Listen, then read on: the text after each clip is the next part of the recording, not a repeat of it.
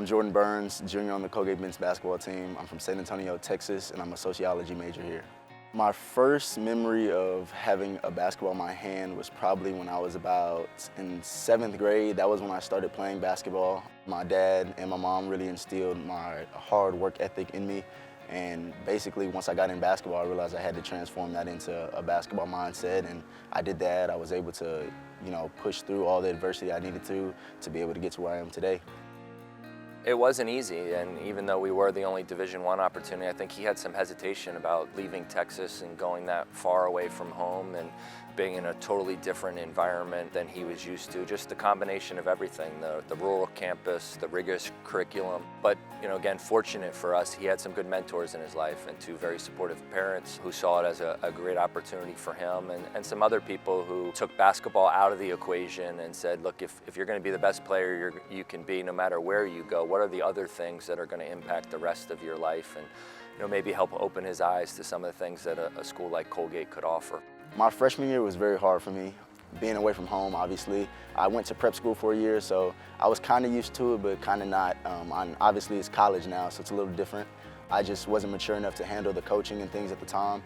And as time went on, I leaned on guys like Sean O'Brien to really push me to be the best I was, and that in turn made me the leader I was last year in order to be able to make the NCAA tournament.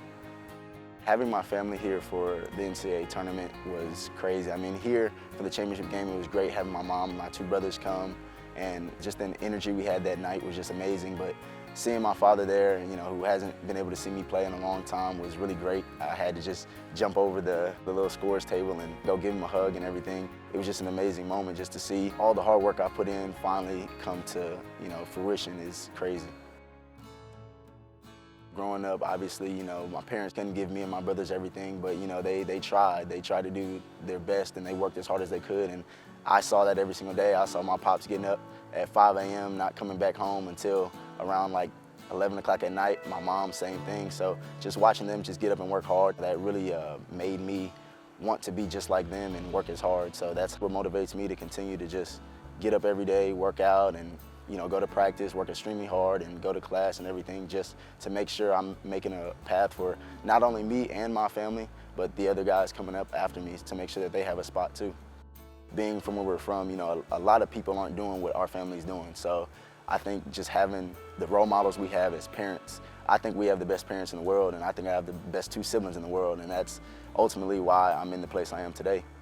As a coach, as a son, as a father, family there is nothing more important. And so, I think we're lucky that most of the guys on our team come from strong family environments like Jordan does, where his parents and his brothers are his #1 fans through thick and thin, and it's something I can relate to, and I think is really special. He values their input, but at the same time, he also now understands all the responsibilities that brings, and his focus has been on leadership and keeping this group focused on, not just the attention that he gets, but, what our group can do and what our goals may be. My plan is to go to the NBA.